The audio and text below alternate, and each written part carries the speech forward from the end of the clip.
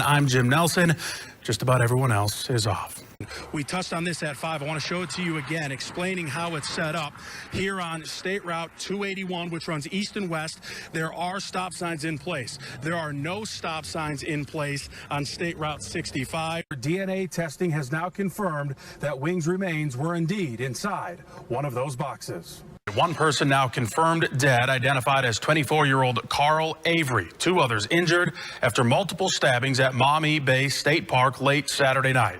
The President and Air Force One expected to land here shortly after noon today. From there, the President's motorcade will take him to downtown Detroit. Miguel Cabrera back in the lineup for the Tigers today, yesterday, whatever you want to call it. Missing 1 game with a bruised collarbone.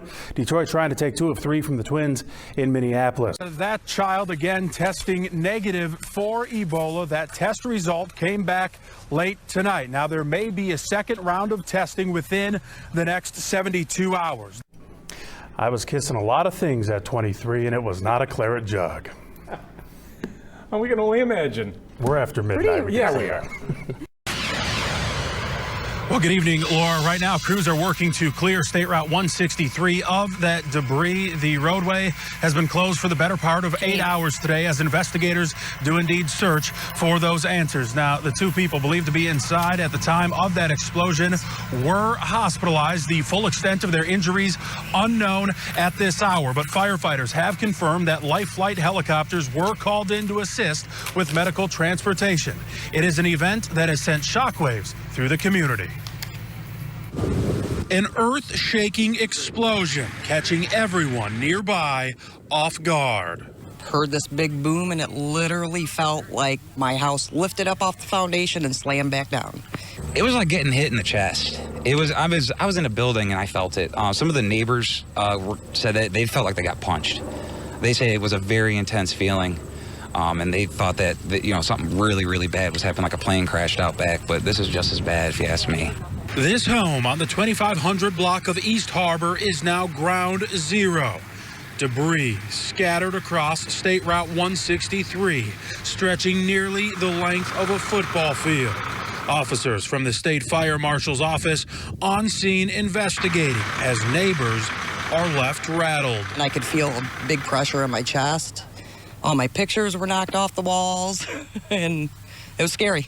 By the time I got down here, it was a sad sight. There was just a lot of fire and a home just totally leveled right now. And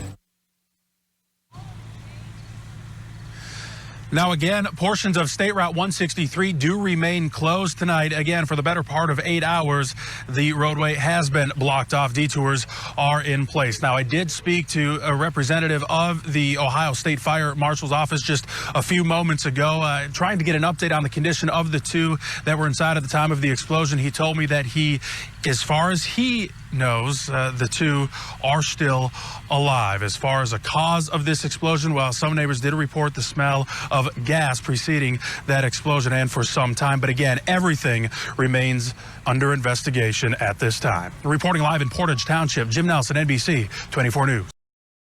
A violent and chaotic afternoon in central Toledo. I was in my house between 3 and 5 seconds. I started to walk up the stairs, and then I heard pop, pop, pop, pop, pop, pop, sound like bombs over Baghdad.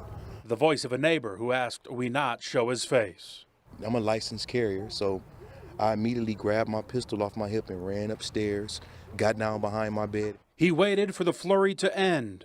And I started hearing people screaming and crying. Somebody been shot, called 911. And police found 2 victims in one home, Esther Willis and Thomas Armstrong. Their injuries are not believed to be life-threatening. A 3rd victim was found next door. He was identified as Lamont Hopings, shot in the head. His injuries are life-threatening. The incident remains under investigation, but for the neighbor we spoke to, it's another reminder of how precious life can be. Because of another shooting that I was involved in 1992, where I was actually shot and a couple of my friends were killed. I was blessed again because, according to the police, the guys were standing all right here on the side of my house.